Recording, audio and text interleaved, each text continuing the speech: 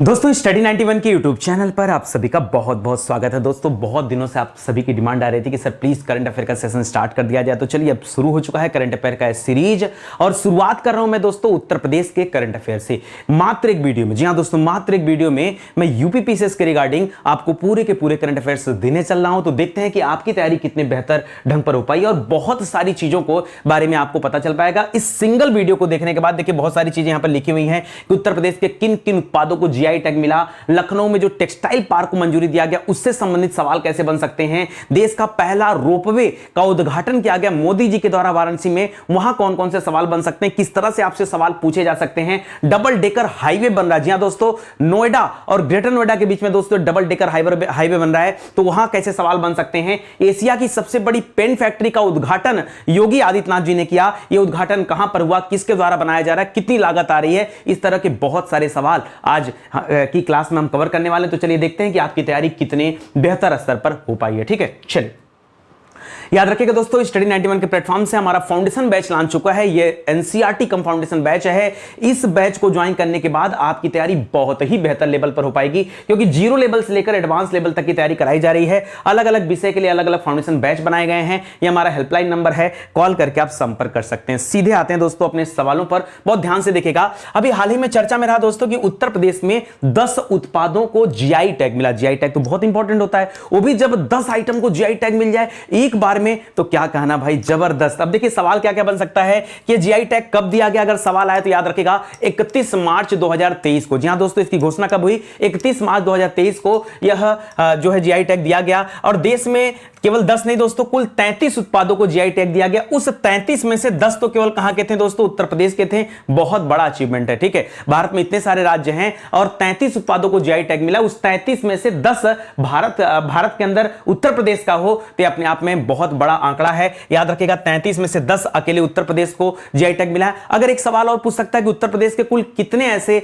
उत्पाद हैं जिनको जीआई टैग के अंतर्गत रखा गया है, तो याद रखिएगा कुल 45 उत्पाद है। जी हां दोस्तों, केवल और केवल उत्तर प्रदेश में ऐसे 45 उत्पाद हैं, इसको भी आप याद रखेंगे। अच्छा, वो 10 कौन कौन से थे, पक्का है। देखिए अभी क्या हुआ ना कि आपकी यूपी पीसीएस के सिलेबस में दोस्तों बदलाव हुआ है, वहां पर उत्तर प्रदेश स्पेशल रखा गया, तो निश्चित रूप से एक सवाल यहां से बनेगा ही बनेगा कि वो 10 प्रोडक्ट थे कौन से। ठीक है, तो आपने अलीगढ़ ताला का नाम तो सुना होगा, वहीं पर अलीगढ़ बखरिया पीतल के बर्तन जो है दोस्तों उसको भी जीआई टैग दिया गया है। बांदा सजर पत्थर शिल्प का कार्य होता दोस्तों, उसे जीआई टैग दिया गया है। नगीना काष्ठ शिल्प को जीआई टैग दिया गया है। प्रतापगढ़ का जो आंवला होता, आंवले का मुरब्बा दोस्तों बड़ा प्रसिद्ध है, उसे भी जीआई टैग दिया गया है। हाथरस का हींग बड़ा फेमस है, उसे भी जीआई टैग दिया गया है। बनारसी पान पर तो कितने लोगों ने ठुमके लगा रखे हैं भाई, है कि नहीं, तो याद रखिएगा बनारसी पान को भी दोस्तों जीआई टैग मिला है। बनारस का जो लंगड़ा आम है, लंगड़ा आम, उसे भी जीआई टैग के अंतर्गत रखा गया है। रामनगर का भंटा, भंटा बोले तो बैगन, जी हां दोस्तों, रामनगर के भंटा यानी बैगन को भी जीआई टैग मिला है। और चंदौली का आदम चीनी चावल है दोस्तों, आदम चीनी चावल बहुत ही पुराना यह चावल है, आदम चीनी चावल, ये चंदौली, ये बनारस के पास में है, इसे भी जीआई टैग दिया गया है। तो जो कुछ सवाल बनने हैं यहीं से बनने हैं, कोई सवाल बाहर नहीं जाएगा, ये आप ध्यान दीजिएगा। ठीक है, चलिए अगले सवाल पर आते हैं। एक और इंपॉर्टेंट सवाल है दोस्तों कि लखनऊ में एक टेक्सटाइल पार्क को मंजूरी दिया गया। भाई ये टेक्सटाइल पार्क क्या होता है, कैसे है, बहुत सारी इंफॉर्मेशन है, सवाल इतने चीजों में से बन सकता है। पहली बात कहां बन रहा है, तो प्रॉपर लखनऊ नहीं दोस्तों, लखनऊ हरदोई जो रोड है दोस्तों उस पर उसकी सीमा के पास में दोस्तों इसको डेवलप किया जा रहा है। लखनऊ हरदोई, लखनऊ के पास में सीतापुर वाला जो रोड जा रहा है उस पे हरदोई पड़ता है दोस्तों, तो याद रखिएगा लखनऊ हरदोई सीमा पर पीपीपी मॉडल। ये पीपीपी मॉडल क्या होता है दोस्तों, तो याद रखिएगा ये पब्लिक प्राइवेट पार्टनरशिप कहा जाता है इसे। ठीक है, इसमें सरकार और प्राइवेट कंपनियां दोनों मिलकर काम करेंगी। तो पीपीपी मॉडल के तहत 1000 एकड़ से अधिक की जमीन पर दोस्तों यह मेगा टेक्सटाइल पार्क की स्थापना की जा रही है। ठीक है, कहां पर दोस्तों, लखनऊ हरदोई सीमा पर स्थापना की जा रही है, इसको याद रखिएगा। 17 मार्च 2023 को केंद्र से इसकी मंजूरी भी मिल गई। और इस परियोजना की लागत कितनी है, बन तो रहा है दोस्तों 1000 एकड़ में, और लागत भी कितनी है, 1200 करोड़ एकड़। कितना है दोस्तों, 1200 करोड़ लागत है और 1000 एकड़ पर इसको बनाया जा रहा है, लखनऊ हरदोई की सीमा पर बनाया जा रहा है। ठीक है, इसमें दोस्तों कुछ दिन पहले चर्चा में आया था संत कबीर नगर में जो पीएम मित्र टेक्सटाइल और अपैरल पार्क लिमिटेड के नाम से यूपी में स्थापित हो रहा था टेक्सटाइल पार्क, उसको भी इसी में शामिल कर लिया गया। ऐसा नहीं कि दो अलग अलग बनाए जाएंगे, एक ही बनेगा, याद रखेगा, इसको भी इसी में शामिल कर लिया गया है। तो यह सवाल भी आप याद रखेगा, कहीं कहीं कूट बनाकर आपके सामने सवाल प्रेजेंट न कर दे, ठीक है, तो इसका ध्यान रखिएगा। चलिए अगला सवाल इंपॉर्टेंट क्या है, देश का पहला रोपवे जो बन रहा दोस्तों वाराणसी बना। हमारा देश इतना बड़ा है लेकिन किसी भी शहर में रोपवे की सुविधा नहीं थी, ठीक है। क्या सर दुनिया में और कोई देश है ऐसा जहां रोपवे बना है? हाँ, अगर हम दुनिया की बात करेंगे तो याद रखिएगा, एक मैक्सिको सिटी का नाम आता है, एक लापाज का नाम आता है। लापाज और मैक्सिको सिटी का नाम आता है जहां पर रोपवे देखने को मिलता है। इस रोपवे को अर्बन ट्रांसमिशन के नाम से जानते हैं, अर्बन ट्रांसपोर्ट रोपवे, ठीक है। तो याद रखेगा ये अभी दुनिया में 2 देशों में है, अब भारत में बन जाएगा तो भारत में ऐसा पहला शहर बनारस हो जाएगा, वाराणसी हो जाएगा जहां पर ये रोपवे की सुविधा होगी, ठीक है। तो 24 मार्च 2023 को मोदी जी ने स्वयं, ये क्योंकि मोदी जी का संसदीय क्षेत्र है, तो यहां पर दोस्तों इन्होंने पहले रोपवे का शिलान्यास किया है। ये रोपवे दोस्तों कहां से कहां तक बनाया जा रहा है? तो जो बनारस में कैंट रेलवे स्टेशन है, ठीक है, उस कैंट रेलवे स्टेशन से ये गोदौलिया तक जाएगा। गोदौलिया तक ये समझ लीजिए जहां पर आपका काशी विश्वनाथ मंदिर है गोदौलिया के ठीक पास में, वहां तक दोस्तों जाएगा। 3.8 किलोमीटर इसकी लंबाई है। कितना? 3.8 किलोमीटर की लंबाई है। और इस बीच में दोस्तों कुल 5 स्टेशन बनाए जा रहे हैं। कितने स्टेशन बन रहे हैं? मतलब इस रोपवे में अगर कोई व्यक्ति बैठेगा तो 5 जगह वह व्यक्ति उतर सकता है। जैसे अगर कैंट से चला तो कैंट के बाद जो दूसरा स्टेशन होगा विद्यापीठ होगा, तीसरा रथ यात्रा होगा, चौथा गिरजाघर होगा और 5वां स्टेशन आपका गोदौलिया होगा। 10-10 लोग इस रोपवे में जो बना है टैक्सी नुमा, उसमें 10 लोगों की बैठने की सुविधा है और लगभग 250 टैक्सी है। जी हां दोस्तों, 250 टैक्सियां दौड़ेंगी, तो आप समझ सकते हैं कि बहुत ज्यादा बेहतरीन होगा और शानदार सा होगा, ठीक है।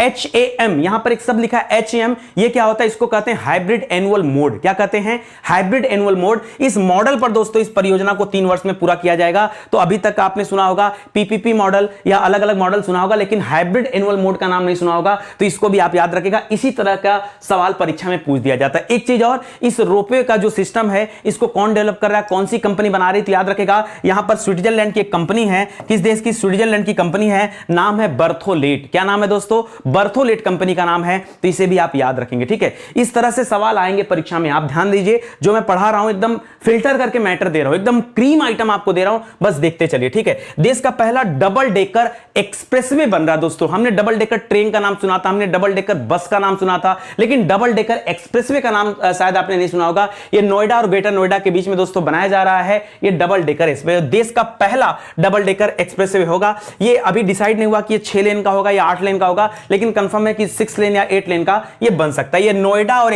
ग्रेटर नोएडा के बीच में दोस्तों बनाया जा रहा है। इसको दोस्तों जुड़वा राजधानी के रूप में भी जाना जाता है। ये जुड़वा शहर के रूप में भी जाना जाता है, राजधानी मत के, जुड़वा शहर के रूप में जाना जाता है, क्योंकि नोएडा से ही एक्सटेंशन करके ग्रेटर नोएडा का निर्माण हुआ है। तो नोएडा और ग्रेटर नोएडा के बीच में बनाया जा रहा है। 2000 करोड़ रुपए इस एक्सप्रेसवे को बनाए जाने की लागत रखी गई, ठीक है। इसको याद रखिएगा। एशिया की सबसे बड़ी पेंट फैक्ट्री, जी हां, एशिया महाद्वीप की बात हो रही दोस्तों, भारत देश की बात नहीं हो रही, एशिया महाद्वीप की बात हो रही है। और यहां पर सबसे बड़ी पेन फैक्ट्री का लोकार्पण दोस्तों किया है योगी आदित्यनाथ जी ने। और यह पेन फैक्ट्री किस कंपनी के? जैसे एशियन ग्रुप का नाम सुना होगा आपने, अलग अलग कंपनियों का नाम सुना होगा, ठीक है। उसी तरह से बर्जर ग्रुप का नाम सुना होगा, बर्जर पेंट कंपनी है। तो बर्जर ग्रुप जो है दोस्तों इसको बना रहा है, और कहां पर बना रहा है दोस्तों? हरदोई में। पिछला भी सवाल हमने हरदोई का पढ़ा था कि लखनऊ हरदोई की सीमा पर क्या बना रहा है? PPP मॉडल के तहत क्या बनाया जा रहा है दोस्तों? बताइए, भूल गए आप इतने जल्दी? ओहो, कैसे काम चलेगा, कैसे काम चलेगा बताइए। PPP मॉडल के तहत लखनऊ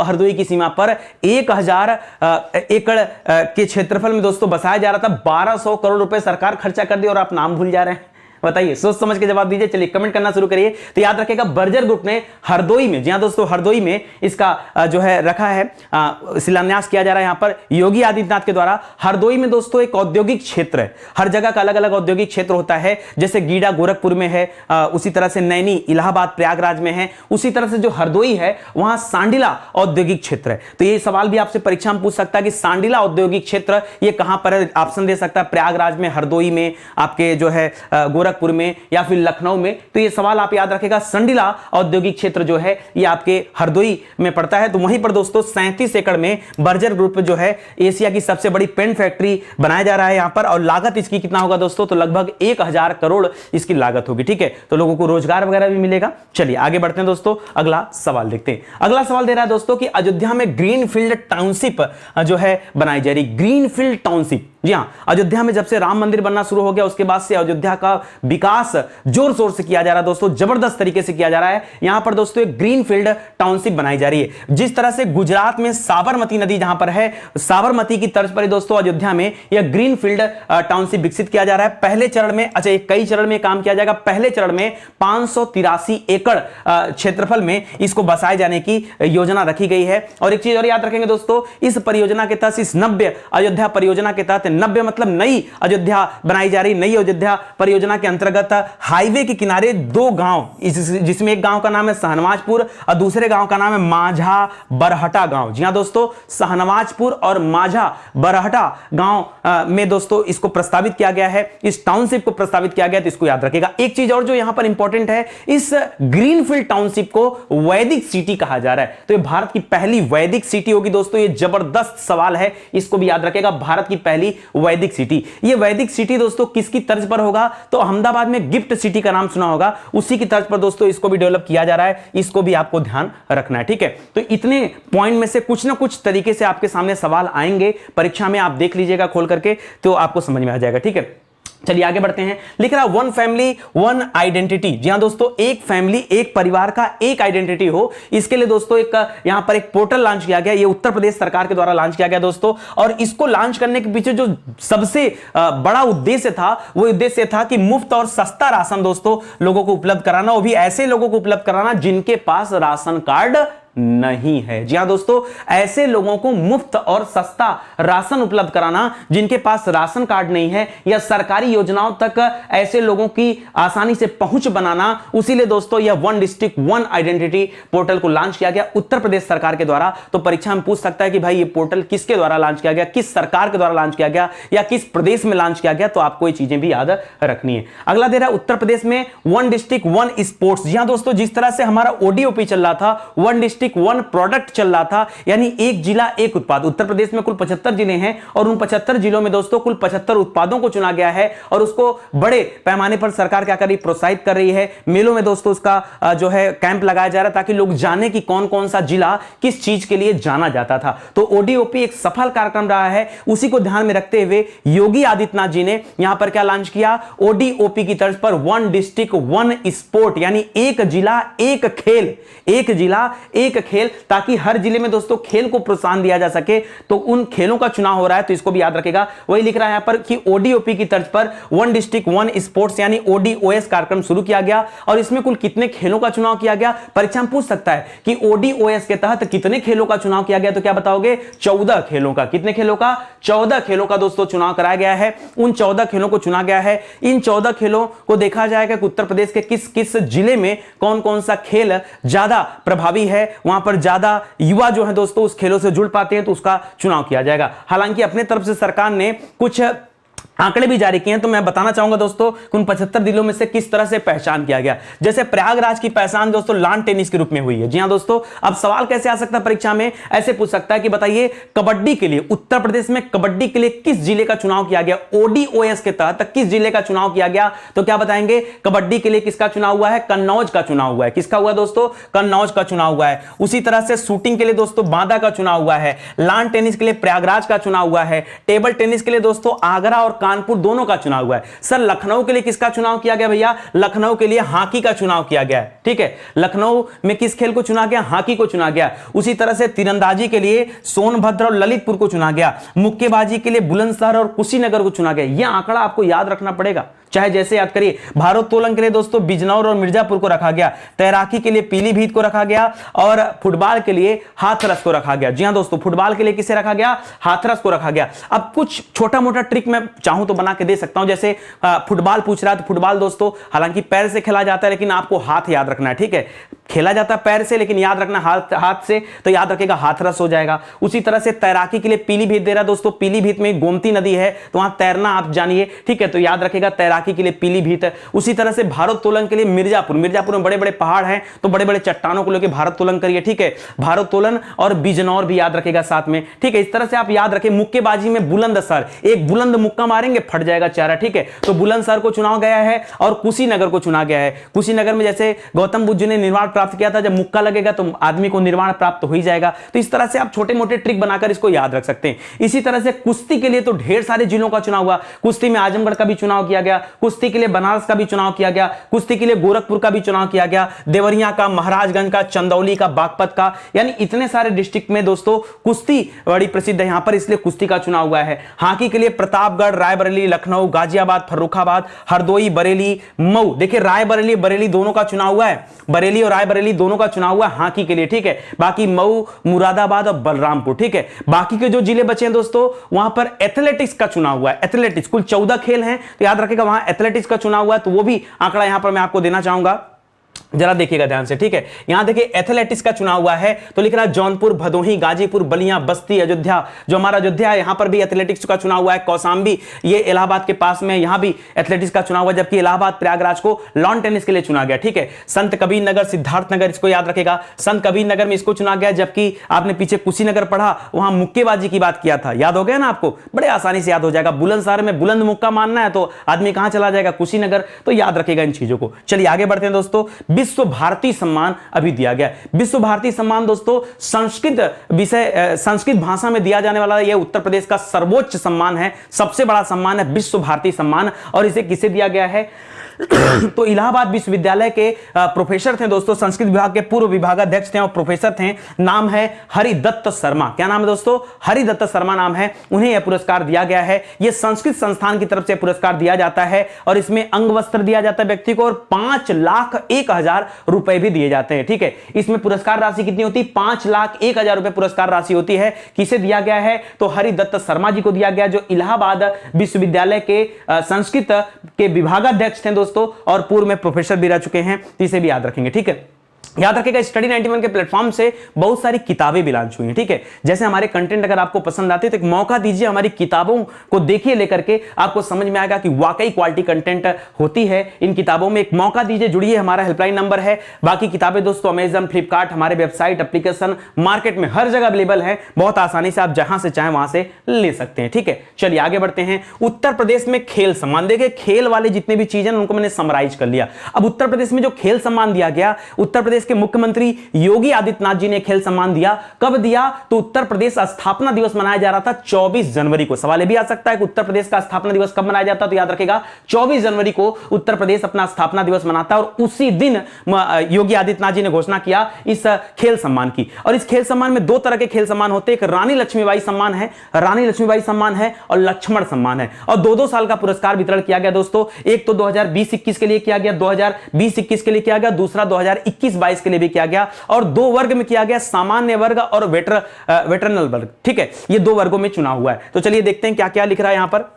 याद रखेगा रानी लक्ष्मीबाई पुरस्कार ये 2020-21 के लिए जो पुराने वाले साल के लिए चुना गया, वहां पर दोस्तों सामान्य वर्ग में ज्योति शुक्ला का चुनाव हुआ है। ये ज्योति शुक्ला कानपुर की रहने वाली हैं और हैंडबॉल खेल खेलती हैं। कौन सा खेल है दोस्तों, हैंडबॉल खेल खेलती हैं, उन्हें चुना गया और उन्हें रानी लक्ष्मीबाई पुरस्कार दिया जाएगा। और यहीं पर दोस्तों नेहा कश्यप जो है वुशु खेल से संबंधित है, मेरठ से की रहने वाली हैं नेहा कश्यप, ठीक है, उनका भी चुनाव किया गया। 20-21 के लिए दोस्तों चुनाव किया गया। उसी तरह से 21-22 के लिए जो चुनाव किया गया तो लेटेस्ट वाला याद रखेगा, मनीष भाटी का नाम याद रखेगा। ये गौतम बुद्ध नगर के रहने वाले हैं और वुशु खेल से संबंधित हैं, वुशु से संबंधित हैं, मनीष भाटी नाम है, इनको रानी लक्ष्मीबाई पुरस्कार दिया गया है। और बाकी वेटरन वर्ग में दोस्तों तरुणा शर्मा जी को चुना गया है, ये मेरठ से संबंधित है और जूडो खेल से भी संबंधित है, ठीक है, तो इसको भी आप याद रखेगा। इस तरह से लक्ष्मीबाई पुरस्कार दोस्तों यहां पर किसे किसे दिया गया, तो एक मनीष भाटी का नाम याद रखना है, एक तरुणा शर्मा का नाम याद रखना, लेटेस्ट वाला याद रखेगा, परीक्षा में ये आपसे पूछा जा सकता है, ठीक है। हालांकि दोनों पिछले साल वाले भी और इस साल वाले भी दोनों पुरस्कार दोस्तों एक ही दिन दिए गए, लेकिन फिर भी याद रखें। लक्ष्मण पुरस्कार अगर हम पुराने की बात करते हैं 2020-21 की बात कर लें तो सामान्य वर्ग में दोस्तों मोहित यादव को दिया गया, ये लखनऊ के रहने वाले हैं, और वेटरन वर्ग में दोस्तों राहुल सिंह को दिया गया, वाराणसी के रहने वाले हैं और हॉकी से संबंधित हैं। जनार्दन सिंह को दिया गया, गाजीपुर के रहने वाले हैं, कुश्ती से संबंधित हैं। ये तो पिछले साल का था। और जो लेटेस्ट ईयर के लिए दिया गया 2021-22 के लिए जो दिया गया दोस्तों, उसमें सीधे सामान्य वर्ग नहीं है, सीधा वेटरन वर्ग है और इसमें मोहम्मद आरिफ को चुना गया जो कि गोरखपुर के रहने वाले हैं और हॉकी बाकी खेल खेलते हैं। और साथ ही साथ दोस्तों राधे श्याम सिंह को चुना गया, ये आजमगढ़ के रहने वाले हैं और एथलेटिक्स से संबंधित हैं, तो ये इन्हें मिला है लक्ष्मण पुरस्कार। जी हां दोस्तों, लक्ष्मण पुरस्कार मिला है। दिव्यांग जन श्रेणी में दोस्तों सुहास एलवाई जो आईएएस ऑफिसर रह चुके हैं, उनका भी चुनाव हुआ है। तो लखनऊ पैरा बैडमिंटन के तहत उनको रखा गया है, याद रखिएगा पैरा बैडमिंटन खेलते हैं, लखनऊ में अभी हैं। विवेक चिंकारा ये मेरठ से हैं दोस्तों, तीरंदाजी से संबंधित हैं। और दीपेंद्र सिंह ये संभल में हैं, शूटिंग से संबंधित हैं। ठीक है, संभल के रहने वाले हैं और शूटिंग से संबंधित है दीपेंद्र सिंह। तो याद रखिएगा दिव्यांगजन में 3 लोग हैं, सुहास एलवाई हैं,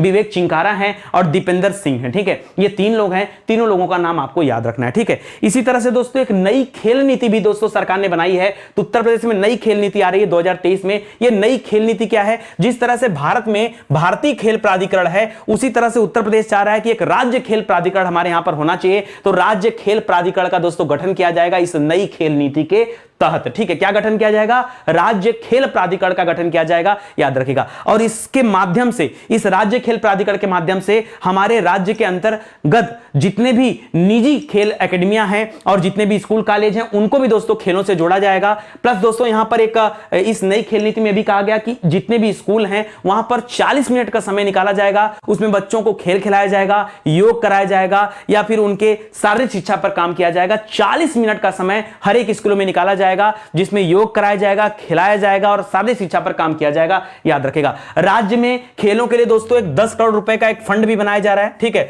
10 करोड़ रुपए का क्या बनाया जा रहा है दोस्तों? एक फंड बनाया जा रहा है जिसे राज्य खेल विकास कोष कह रहे हैं। ठीक है, एक राज्य खेल विकास कोष बनाया जा रहा है और इस के माध्यम से जितने भी पंजीकृत खिलाड़ी होंगे उत्तर प्रदेश में, अगर उन्हें कभी भी उनकी तबीयत खराब होती है, स्वास्थ्य संबंधी समस्याएं आती है, तो 5 लाख रुपए तक का दोस्तों उन्हें बीमा भी दिया जाएगा, स्वास्थ्य बीमा दिया जाएगा खिलाड़ियों को। तो थोड़ा सा खिलाड़ियों के बारे में सरकार सोच रही, बहुत बेहतरीन है। ठीक है, एकलव्य क्रीड़ा कोष बनाया जा रहा है। ठीक है, एक एकलव्य क्रीड़ा कोष बनाया जा रहा है दोस्तों, और इसके माध्यम से ट्रेनिंग करने या फिर प्रतियोगिता के दौरान जो खिलाड़ियों को चोट लग जाता है तो उनके इलाज के लिए भी दोस्तों सरकार पैसे मुहैया करा रही है। इसको भी आपको ध्यान रखना है। तो एक नई खेल नीति आ रही है, इस नई खेल नीति से संबंधित सवाल आपके परीक्षा में पूछे जा सकते हैं। ठीक है, आगे बढ़िए, अगला सवाल देखिए। लिख रहा है कि उत्तर प्रदेश वैश्विक निवेश शिखर सम्मेलन, जी हां दोस्तों, वैश्विक निवेश शिखर सम्मेलन, हर राज्य अपने अपने यहां पर वैश्विक निवेश शिखर सम्मेलन का आयोजन करता है ताकि ज्यादा से ज्यादा कंपनी आकर उसके राज्यों में आकर निवेश करें, इन्वेस्ट करें। और यहां पर उत्तर प्रदेश में भी दोस्तों उत्तर प्रदेश इन्वेस्ट 2.0 लॉन्च किया गया। यह मोदी जी के द्वारा सीधा लॉन्च किया गया।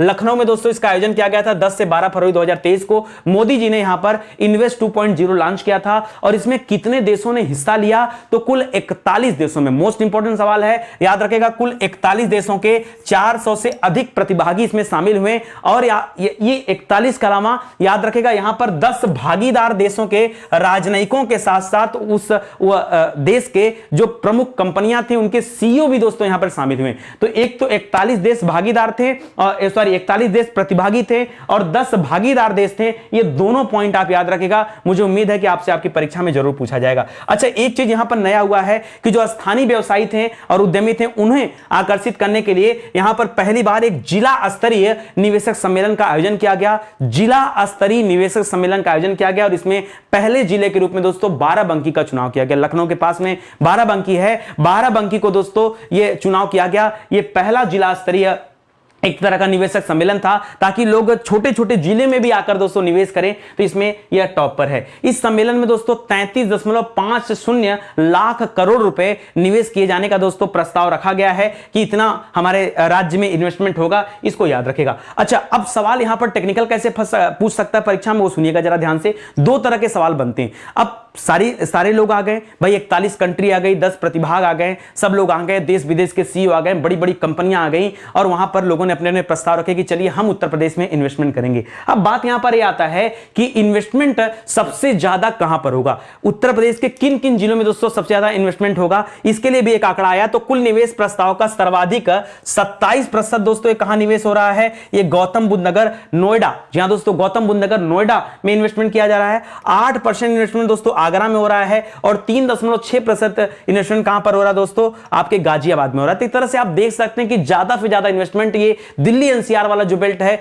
वहीं पर हो रहा है। बाकी अगर पूरब की तरफ आएंगे तो कुछ खास इन्वेस्टमेंट नहीं मिला है। ठीक है, जितना भी इन्वेस्टमेंट है वो मुख्यतः कहां पर है दोस्तों? पश्चिम की तरफ है। और सर्वाधिक निवेश प्राप्त करने में अगर हम क्षेत्र वाइज देखें कि सबसे ज्यादा इन्वेस्टमेंट किस क्षेत्र में हो रहा है, तो सबसे ज्यादा इन्वेस्टमेंट हुआ दोस्तों नवीनीकृत ऊर्जा क्षेत्र में, दूसरे नंबर पे इलेक्ट्रॉनिक और संरचना क्षेत्र पे और तीसरे नंबर पे औद्योगिक पार्क वगैरह बनाने में दोस्तों सबसे ज्यादा निवेश देखने को मिल रहा है, यह भी आप याद रखेंगे। तो ये सवाल भी पूछ सकता है परीक्षा में। देखिए सवाल जब भी आएंगे ना, मैं आपको चाहता तो फिर क्वेश्चन आंसर देता, लेकिन वहां पर चीजों को आप समझ नहीं पाएंगे। तो एक टॉपिक लीजिए, टॉपिक में से क्या क्या सवाल आपके परीक्षा में पूछे जा सकते हैं जरा उन पर पहले ध्यान दीजिए। और जो पढ़ा रहा हूं कंटिन्यू दोस्तों, जो पढ़ा रहा हूं उनको देखते चलिए, उस सीरीज को देखते चलिए, उन वीडियोस को देखते चलिए, निश्चित रूप से करंट अफेयर आपको चुटकियों में तैयार हो जाएगा। ठीक है, आगे बढ़िए। लिख रहा है शुद्ध शून्य कार्बन उत्सर्जन पर्यटन स्थल। जी हां दोस्तों, अब ऐसा तो संभव नहीं कि शुद्ध शून्य कार्बन स्थल चुना जाए, लेकिन फिर भी दोस्तों कोशिश किया जा रहा है। एक पायलट प्रोजेक्ट भी बना के लॉन्च किया गया मथुरा वृंदावन में। ठीक है, मथुरा वृंदावन दोस्तों एकदम आसपास में है, तो मथुरा वृंदावन एक कॉरिडोर बन रहा है और वहां पर अब कोई भी गाड़ी का प्रवेश नहीं दिया जाएगा, चाहे वो डीजल गाड़ी हो चाहे पेट्रोल गाड़ी हो, कोई गाड़ी वहां पर प्रवेश नहीं करेगी। सिर्फ और सिर्फ वहां पर ईवी इलेक्ट्रिक व्हीकल्स ही दोस्तों प्रवेश कर सकते हैं, चाहे वो बस हो चाहे वो कार हो चाहे कुछ भी हो। किसी भी केस में किसी भी स्थिति में वहां पर किसी भी गाड़ी को, जो तेल से चलने वाली गाड़ियां हैं जो प्रदूषण करती हैं, उनको जो है नहीं भेजा जाएगा। इसीलिए कहा गया कि शुद्ध शून्य कार्बन उत्सर्जन पर्यटन स्थल घोषित किया गया। जबकि और उत्तर प्रदेश के या फिर भारत के अंदर और भी जितने पर्यटन स्थल हैं वहां पर इस तरह का कोई रिस्ट्रिक्शन तो है नहीं, लेकिन यहां पर अब होने वाला है तो वही दे रहा है। यहां पर लिख रहा है वर्ष 2041 तक मथुरा वृंदावन को शुद्ध शून्य कार्बन उत्सर्जन पर्यटन स्थल बनाए जाने की घोषणा किया गया है। और अगर ऐसा होता है तो भारत का पहला कार्बन न्यूट्रल मास्टर प्लान के तहत आ जाएगा। अभी आज तक कोई भी ऐसा शहर नहीं हुआ है जहां पर ये चीजें हुई हैं। हाँ, एक आध शहर हैं भारत में ऐसे जहां पर दोस्तों ईवी सिटी, जैसे ईवी सिटी दोस्तों केवड़िया का नाम सुना होगा, केवड़िया गुजरात में है। जी हां, केवड़िया गुजरात में है, उसे ईवी सिटी घोषित किया गया, इलेक्ट्रिक व्हीकल सिटी। वहां पर ज्यादातर गाड़ियां दोस्तों इलेक्ट्रिक व्हीकल वाली हैं यहां पर, लेकिन यहां पर संपूर्ण की बात हो रहा है, 100% की बात हो रहा है। सार्वजनिक परिवहन के रूप में केवल इलेक्ट्रिक वाहनों को दोस्तों अनुमति दिया जाएगा। और एक चीज और आपने सुना होगा, COP26 हो रहा था, कॉन्फ्रेंस ऑफ पार्टीज। ठीक है, COP26 का एक सम्मेलन हुआ था। उस सम्मेलन में भारत ने कहा था कि वर्ष 2070 तक वो अपने कार्बन उत्सर्जन को क्या कर देगा, शून्य कर देगा। क्या कर देगा दोस्तों, शून्य कर देगा। ये दोस्तों भारत ने लक्ष्य रखा है वर्ष 2070 तक। ठीक है, चलिए आगे बढ़ते हैं। वैक्यूम आधारित सीवर सिस्टम लगाने वाला दोस्तों उत्तर प्रदेश का पहला जिला आगरा है। जी हां, वैक्यूम आधारित सीवर सिस्टम, बहुत कंजेस्टेड जगह भी था इसलिए भी दोस्तों वैक्यूम आधारित सीवर सिस्टम की आवश्यकता यहां पर पड़ी। तो ताजमहल के आसपास में लगभग 250 घरों का चुनाव किया गया। हम 250 बोल रहे हैं, एग्जैक्ट 240 आंकड़ा है, तो याद रखेगा इतने घरों का चुनाव किया गया और वहां पर वैक्यूम आधारित सीवर सिस्टम विकसित किया गया। और यहां पर 5 साल तक एक नीदरलैंड की कंपनी होगी दोस्तों जो इसका रखरखाव करेगी। ये आप ध्यान देंगे, लगभग 100 करोड़ रुपए लागत आई है। और उत्तर प्रदेश में दोस्तों पहला शहर हो गया जहां पर वैक्यूम आधारित सीवर सिस्टम वाला ये शहर है या जिला है। भारत का 53वां, जी हां दोस्तों 53वां और उत्तर प्रदेश का चौथा टाइगर रिजर्व दोस्तों घोषित किया गया। अभी तक उत्तर प्रदेश में केवल 3 टाइगर रिजर्व थे, एक था दुधवा टाइगर रिजर्व, दूसरा था पीलीभीत टाइगर रिजर्व और तीसरा था अमनगढ़ टाइगर रिजर्व। लेकिन अब चौथे टाइगर रिजर्व के रूप में दोस्तों रानीपुर आ गए। रानीपुर टाइगर रिजर्व है कहां पर दोस्तों, तो चित्रकूट में। ठीक है, बुंदेलखंड वाले क्षेत्र में है, चित्रकूट में स्थित है रानीपुर टाइगर रिजर्व, जो उत्तर प्रदेश का चौथा और भारत का 53वां टाइगर रिजर्व बन रहा है। इसे भी आप याद रखेंगे। ठीक है, इस टाइगर रिजर्व की अगर लंबाई की बात कर लें, मतलब क्षेत्रफल की बात कर लें, तो 529 वर्ग किलोमीटर दोस्तों इसका क्षेत्रफल है। यहां पर बाघ, तेंदुआ, भालू, सांभर, चित्तीदार हिरण, चिंकारा, ये सभी चीजें पाई जाती हैं, तो इसको भी याद रखेगा। भारत में दोस्तों वर्तमान में लगभग 2967 बाघ हैं, जिसमें से उत्तर प्रदेश में दोस्तों, अकेले उत्तर प्रदेश में दोस्तों 173 बाघ हैं। इसको भी याद रखेगा। अभी नया आंकड़ा आया है। यह आंकड़ा दोस्तों बहुत ज्यादा नया तो नहीं, 2018 में दोस्तों गिनती किया गया था, बाघों की गिनती हुई थी, तब ये दोस्तों आंकड़ा दिया गया था, उसे आप याद रखेंगे। ठीक है, हर 2-2 साल पे किया जाता है, लेकिन अभी दूसरा कोई आंकड़ा यहां पर नहीं मिला हुआ है। उत्तर प्रदेश में तराई हाथी अभयारण्य, दोस्तों हाथी अभयारण्य की बात करें तो अभी हमने 31वें हाथी अभयारण्य के रूप में लेमरू एलिफेंट रिजर्व, ER का मतलब क्या होता है, एलिफेंट रिजर्व होता है। ठीक है, तो लेमरू हाथी अभयारण्य का नाम सुना था, यह आपके छत्तीसगढ़ में स्थित है। और 32वें नंबर पर दोस्तों अगस्त्यमलाई एलिफेंट रिजर्व का हमने चर्चा नाम सुना, यह दोस्तों कहां पर है, तमिलनाडु में। अभी 33वें नंबर की कोई बात तो नहीं हुआ, लेकिन दुधवा टाइगर रिजर्व जो उत्तर प्रदेश में है उसे विकसित किया जा रहा है। किसके लिए दोस्तों, तराई हाथी अभयारण्य के लिए दोस्तों विकसित किया जा रहा है। तो यह भी अभी चर्चा में चल रहा था, तो एक सवाल इसे भी आप याद रखेंगे। ठीक है, जल जीवन मिशन में दोस्तों उत्तर प्रदेश पूरे भारत में अग्रणी राज्य है। किसमें दोस्तों, जल जीवन मिशन में उत्तर प्रदेश क्या दोस्तों अग्रणी राज्य है। इसको याद रखेगा, देश में शीर्ष स्थान पर है। और ग्रामीण क्षेत्र में हर घर नल कनेक्शन, ग्रामीण क्षेत्र में हर घर नल कनेक्शन देने में उत्तर प्रदेश के 3 बड़े जो जिले हैं जो शीर्ष पर हैं, उसमें पहला स्थान दोस्तों किस किसका है? याद रखेगा शाहजहांपुर का है। सवाल पूछ सकता है परीक्षा में, कैसे आएगा सवाल मैं बता दूं। हर घर नल कनेक्शन देने में उत्तर प्रदेश का पहला जिला कौन सा है, दूसरा जिला कौन सा है? तो क्या बताएंगे? शाहजहांपुर दोस्तों ये पहला जिला है, बुलंदशहर दोस्तों दूसरा जिला है, और बरेली याद रखेगा तीसरा जिला है। मैं बात कर रहा हूं जल जीवन मिशन का। एक दोस्तों हर घर आरओ की बात हो रही थी, ठीक है, तो वो अलग चीजें हैं दोस्तों, ये जल जीवन मिशन पहले से याद रखेगा। इसी तरह से अमृत सरोवर मिशन पर दोस्तों काम करने के लिए मोदी जी ने कहा था, और उत्तर प्रदेश दोस्तों बहुत तेजी से दोस्तों इस अमृत सरोवर पर काम कर रहा है। इसमें क्या किया जा रहा है? वर्षा के जल का संरक्षण किया जा रहा है, ताकि जो जल बेकार हो जाते हैं उन्हें संरक्षित किया जा सके और पीने योग्य बनाया जा सके। तो मोदी जी ने दोस्तों एक महत्वाकांक्षी परियोजना लॉन्च किया था, मिशन अमृत सरोवर। ये उसी अमृत सरोवर का हिस्सा है जो उत्तर प्रदेश में चलाया जा रहा है, याद रखेगा। अच्छा, इसका उद्देश्य क्या है दोस्तों? तो भविष्य के लिए पानी का संरक्षण करना, ये इसका उद्देश्य है, ठीक है। और अगर हम देखें पूरे भारत में कि किसका स्थान पहला, दूसरा, तीसरा है, तो उत्तर प्रदेश का दोस्तों इस मामले में पहला स्थान है। अमृत जल संरक्षण की बात कर रहा है या अमृत सरोवर की बात कर रहा है, ठीक है। उत्तर प्रदेश का पहला स्थान है। एमपी का दोस्तों दूसरा स्थान है।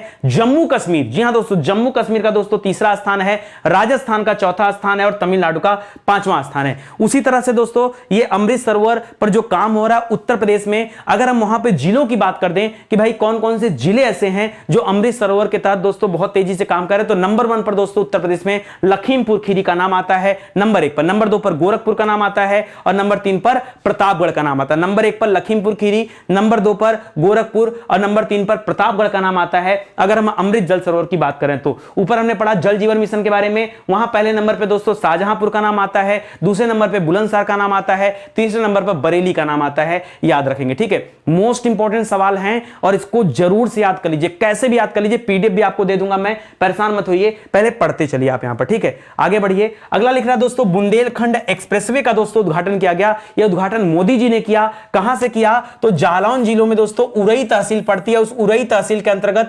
कैथेरी गांव आता है। क्या आता है दोस्तों? कैथेरी गांव आता है। वहीं से दोस्तों बुंदेलखंड एक्सप्रेसवे की आधारशिला रखी गई। इसकी कुल लंबाई दोस्तों 296 किलोमीटर होगी, और यह 7 जिलों से होकर गुजरने वाला बुंदेलखंड एक्सप्रेसवे, ठीक है। इसमें चित्रकूट भी आता है। क्या आता है दोस्तों? चित्रकूट भी आता है, बांदा आता है, महोबा आता है, हमीरपुर आता है, जालौन आता है, और अंतिम में औरैया और इटावा आता है। फिर ये जाकर दोस्तों बुंदेलखंड एक्सप्रेसवे जाकर जुड़ जाता है किससे? ये आगरा एक्सप्रेसवे से जुड़ जाता है, जो कि लखनऊ और आगरा को जोड़ने का काम करता है। वो 301 या 302 किलोमीटर के आसपास उसकी लंबाई है, ठीक है। अच्छा, एक सवाल और पूछ सकता है कि उत्तर प्रदेश में कुल कितने एक्सप्रेसवे हो चुके हैं? तो याद रखेगा 6 प्रस्तावित हैं, 7 निर्माणाधीन हैं, और 6 पूर्ण रूप से अभी संचालित हो चुके हैं, यह भी याद रखेगा। अब आप कहेंगे सर आप बता के चले जाते हैं, लेकिन आज हम पूरा पढ़ने वाले हैं। तो उत्तर प्रदेश में कुल संचालित एक्सप्रेसवे कितने हैं जो अभी वर्तमान में चल रहे हैं, जिस पर गाड़ियां आ जा सकती हैं? उसमें पहला है यमुना एक्सप्रेसवे, 165 किलोमीटर इसकी लंबाई है। दूसरा है ग्रेटर नोएडा और नोएडा के बीच में दोस्तों 25 किलोमीटर के लिए बनाया गया दोस्तों, यह दूसरा एक्सप्रेसवे है। यहीं पर दोस्तों डबल डेकर वाला जो पढ़ रहे थे आज आप, ठीक है, डबल डेकर एक्सप्रेसवे, ठीक है, वो भी बनाया जा रहा है। तो 25 किलोमीटर वाला याद रखेगा। आगरा लखनऊ के बीच में 302 किलोमीटर की दूरी में दोस्तों आगरा लखनऊ एक्सप्रेसवे बनाया गया है। दिल्ली मेरठ दोस्तों 96 किलोमीटर बनाया गया है। पूर्वांचल एक्सप्रेसवे जबरदस्त 341 किलोमीटर लखनऊ को बलिया से जोड़ रहा है। जी हां दोस्तों, लखनऊ को बलिया से जोड़ रहा है पूर्वांचल एक्सप्रेसवे, उसे भी याद रखेगा। और अंतिम में बुंदेलखंड एक्सप्रेसवे, ये 296 किलोमीटर, ये भी बनकर दोस्तों तैयार हो गया है। जितना समय रखा गया था इसको बनाने के लिए 28 महीने में शायद ये बनकर कंप्लीट हो गया, ठीक है। कितने महीने में? 28 महीने में दोस्तों केवल इसको कंप्लीट कर लिया गया है। बहुत बड़ी बात है, लगभग 296 किलोमीटर की लंबाई और 28 महीने में कंप्लीट हो जाए तो बहुत बड़ी बात है। ये तो संचालित हैं। कौन कौन सा दोस्तों निर्माणाधीन अभी बन रहा है, उस पर काम चल रहा है, अभी स्टार्ट नहीं हुआ है। वो निर्माणाधीन एक्सप्रेसवे कितने हैं दोस्तों? तो इनकी संख्या है 7, ठीक है। और बाकी अभी प्रस्तावित अलग से हैं, अभी केवल प्रस्तावित हैं, उन पर बातचीत नहीं स्टार्ट हुआ है। तो 6 अलग से दोस्तों प्रस्तावित भी हैं, इसको भी याद रखेगा। इस 7 के अलावा 6 अलग से प्रस्तावित भी हैं, ठीक है। एक तो दोस्तों गोरखपुर लिंक बन रहा है, ये छोटा सा 91 किलोमीटर का है। एक गंगा एक्सप्रेसवे का नाम सुना होगा, ठीक है, 594 किलोमीटर अभी तक का दोस्तों सबसे बड़ा एक्सप्रेसवे इसे कहा जा रहा है। तो गंगा एक्सप्रेसवे याद रखेगा 594 किलोमीटर का होगा, ठीक है, जो प्रयागराज को सीधा मेरठ से जोड़ेगा। किसे जोड़ेगा दोस्तों? प्रयागराज को प्रयागराज को मेरठ से कनेक्ट करने वाला है। लखनऊ कानपुर के बीच में दोस्तों 63 किलोमीटर का यह भी निर्माणाधीन चल रहा है। गाजियाबाद कानपुर के बीच में 380 किलोमीटर का निर्माणाधीन चल रहा है। गोरखपुर से सिलीगुड़ी, जबरदस्त, पूर्वोत्तर की तरफ जाना बहुत आसान हो जाएगा। गोरखपुर से रोड एक सीधा बनाया जा रहा है, सीधा सिलीगुड़ी, और ये 519 किलोमीटर इसकी लंबाई है, इसको भी याद रखेगा। दिल्ली सहारनपुर देहरादून, जी हां दोस्तों, दिल्ली सहारनपुर होते हुए देहरादून तक 210 किलोमीटर का एक एक्सप्रेसवे बन रहा है। गाजीपुर बलिया माझी घाट तक दोस्तों ये बन रहा है, तो याद रखेगा। गाजीपुर तक, अभी जो लखनऊ से गाजीपुर तक गया है आपका पूर्वांचल, हालांकि उसको बढ़ा के बलिया तक कर दिया गया है, लेकिन अब उस गाजीपुर से होते हुए बलिया और माझी घाट बिहार तक जाएगा दोस्तों। 117 किलोमीटर का एक एक्सप्रेसवे और यहां पर तैयार किया जा रहा है। तो कुल 7 एक्सप्रेसवे के नाम यहां पर हमें देखने को मिलते हैं। ठीक है, चलिए और भी सवाल देखिए। लिख रहा हर घर आरओ पानी आपूर्ति में दोस्तों पहला स्थान किसका मिला है? तो भरतौल, उत्तर प्रदेश का एक भरतौल गांव है, उसे दोस्तों यहां पर चुना गया है। यह भरतौल गांव किस जिले के अंतर्गत आता है? तो याद रखेगा बरेली जिले के अंतर्गत आता है, याद रखेगा। ठीक है, उत्तर प्रदेश के बरेली जिले में एक बिथरी चैनपुर ब्लॉक है, उसमें दोस्तों भरतौल गांव आता है। यह एक ऐसा गांव है जहां हर घर आरओ पानी की आपूर्ति, हर घर आरओ पानी की आपूर्ति है। यह बहुत बड़ी बात है। अभी हाल ही में दोस्तों इस गांव को मुख्यमंत्री पंचायत प्रोत्साहन पुरस्कार दिया गया था, और उस पैसे को लेकर के इस गांव में 20 आरओ फिल्टर लगाए जा रहे हैं। एक छोटा सा गांव, वहां पर 20-20 आरओ की मशीनें लगी हैं, तो आप कल्पना करो कि कितना जबरदस्त यहां का माहौल होगा, याद रखेंगे। भारत में उत्तर प्रदेश पहला ऐसा राज्य हो गया जहां पर ई पेंशन पोर्टल लॉन्च किया गया। जी हां दोस्तों, ई पेंशन पोर्टल वाला पहला राज्य कौन सा हो गया? उत्तर प्रदेश हो गया है। अब ई पेंशन पोर्टल पर दोस्तों कोई भी व्यक्ति जो काम कर रहा है कहीं पर, वह 6 महीने पहले अपना रजिस्ट्रेशन कराएगा। अगर वो रजिस्ट्रेशन कर लेता है तो इस नई व्यवस्था के तहत जब उसकी सेवानिवृत्ति होगी, जब वो रिटायरमेंट लेगा, तो 3 महीने पहले ही उसे उसका पेंशन का पेपर मिल जाएगा। अन्यथा रिटायरमेंट के बाद पेंशन पाने के लिए लोगों को बहुत जद्दोजहद करनी पड़ती थी। अभी जो नया पेंशन पोर्टल आया है, इसके माध्यम से लोगों को और ज्यादा सुविधा मिल जाएगी और ज्यादा आसानी हो जाएगा। ठीक है, लिख रहा फतेहगढ़ में दोस्तों जो सेंट्रल जेल है ना, वहां पर ईट राइट सर्टिफिकेट मिला है। मतलब वहां खाने की क्वालिटी इतनी अच्छी कि उसको 5 स्टार क्वालिटी कहा गया। जी हां दोस्तों, 5 स्टार क्वालिटी कहा गया है। ये दोस्तों फर्रुखाबाद जिले के अंतर्गत आता है फतेहगढ़ सेंट्रल जेल, और वहां भोजन की क्वालिटी जबरदस्त है। ठीक है, जो कैदी जो है दोस्तों, उन्हें सप्ताह के 7 दिन अलग अलग तरीके के खाद्यान्न उपलब्ध कराए जाते हैं, अलग अलग खाना मिलता है। दालों में से एक वैरायटी मिलती है। वहां जो खाना बनते हैं ना, वो मशीनों से खाना बनते हैं। जी हाँ और यहीं पर दोस्तों फसाई ने एक अपना रिपोर्ट जारी करके बताया कि खाने की क्वालिटी दोस्तों वहां पर क्या है, 5 स्टार रेटिंग वाली है। तो भी याद रखेगा। लोक प्रशासन में दोस्तों प्रधानमंत्री पुरस्कार मिला, वो भी किसको पता है? काला नमक चावल को। बहुत बड़ी बात है यार। काला नमक चावल को प्रोत्साहन देने के लिए दोस्तों उत्तर प्रदेश को लोक प्रशासन में क्या मिला? प्रधानमंत्री पुरस्कार के लिए दोस्तों चुना गया है। यह भी याद रखेगा। इस काला नमक चावल को भगवान बुद्ध का उपहार कहा जाता है। ठीक है, अभी हाल ही में दोस्तों हमारा कृषि अनुसंधान संस्थान जो है, उसने काला नमक चावल की 2 बौनी प्रजातियों की खोज किया है, बनाया है। यहां पर 2 बौनी प्रजातियों का परीक्षण किया है। ठीक है, उससे नाम क्या दिया गया? तो पूसा नरेंद्र काला नमक, नरेंद्र मोदी के नाम पर याद रखेगा। पूसा नरेंद्र काला नमक, दोनों का नाम वही है, बस खाली एक जगह पे 1638 है और यहां पर 1652 है। ठीक है, तो पूसा नरेंद्र काला नमक 1638 है, पूसा नरेंद्र काला नमक 1652। ये 2 बौनी किस्में हैं काला नमक चावल की। ये कोई नमक नहीं है, ये चावल है। बहुत सुगंधित चावल होता है, बहुत शानदार होता है, कभी खा के देखिए। और इसके प्रोत्साहन के लिए दोस्तों उत्तर प्रदेश में क्या मिला है? लोक प्रशासन में प्रधानमंत्री पुरस्कार के लिए चुना गया। करा देश में पहली नाइट सफारी और जैव विविधता पार्क दोस्तों बनाया जा रहा है। कहां पर? लखनऊ में। ये देश की पहली नाइट सफारी होगी। अभी तक देश में जितने भी सफारी थे, ओपन डे सफारी थे, वो दिन में खुलते थे, और देश में कुल 13 ओपन डे सफारी हैं वर्तमान में, लेकिन नाइट सफारी कोई भी नहीं है। तो उत्तर प्रदेश में लखनऊ जो उसकी राजधानी है, वहां पर दोस्तों पहली नाइट सफारी दोस्तों बनाई जा रही है। 350 एकड़ का जो जमीन है वो भी दोस्तों मुहैया करा दिया गया। कुकरैल वन क्षेत्र, ये कहां पर है? आपके लखनऊ में है। तो उसी में से दोस्तों 350 एकड़ की जमीन उपलब्ध कराई गई, वहीं पर दोस्तों इसको विकसित किया जा रहा है। बहुत बेहतरीन इसे बनाया जा रहा है। रात में यहां पर लोग जा पाएंगे और रात में वहां पर जाकर के नजारा देख पाएंगे। बहुत शानदार सा है। अभी अगर हम बात करें कि पूरी दुनिया में और कहां पर है दोस्तों, तो सिंगापुर में इस तरह का नाइट सफारी है, और उसी की तर्ज पर दोस्तों इसे भी विकसित किया जा रहा है। सिंगापुर में नाइट सफारी है, तो भारत में भी क्यों ना एक नाइट सफारी हो, तो इसे विकसित किया जा रहा है। करा उत्तर भारत के पहले हाइपर स्केल डेटा सेंटर का उद्घाटन किया गया उत्तर प्रदेश में। याद रखेगा, हीरानंदानी ग्रुप के द्वारा दोस्तों योटा डेटा सेंटर दोस्तों बनाया जा रहा है। लगभग 5000 करोड़ रुपए इसकी लागत आ रही है। नोएडा में एक टावर बनाया जा रहा है, हालांकि 5-6 टावर बनाए जाएंगे, अभी तो एक ही टावर बना है। तो नोएडा में स्थित पहला टावर योटा D1, ठीक है, योटा D1 का लोकार्पण किया गया। गया। अगले 5 वर्षों में कुल 6 टावरों का निर्माण किया जाएगा और 39,000 करोड़ रुपए दोस्तों यहां पर हिना नंदानी ग्रुप इन्वेस्टमेंट करने वाली है। नोएडा में दोस्तों इसे बनाया जा रहा है, तो इसे भी आप याद रखेंगे। उम्मीद करता हूं दोस्तों उत्तर प्रदेश के करंट अफेयर के बारे में पढ़कर आपको अच्छा लगा होगा। एक सेशन और मैं आपको दूंगा जिसमें रैपिड करंट अफेयर पर हम चर्चा करेंगे दोस्तों, फटाफट, ठीक है, एक एक लाइन में सीधा क्वेश्चन और आंसर। और फिर मैं दोस्तों अगले टॉपिक पर और भी ढेर सारे वीडियोस बनाऊंगा करंट अफेयर के लिए, ठीक है। तो कैसा लगा आप सभी को वीडियो, एक बार आप जरूर कमेंट करके बताइएगा। बहुत दिनों से आप सभी का डिमांड आ रहा था कि please sir current affair start किया जाए, तो करंट अफेयर का सेशन आ चुका है। आ जाइए, जुड़िए हमारे साथ और करंट अफेयर को पढ़ना भी शुरू कर दीजिए, ठीक है। मिलते हैं दोस्तों अगले लेक्चर में, तब तक के लिए बहुत बहुत धन्यवाद आपका। जय हिंद, जय Bharat, thank you so much.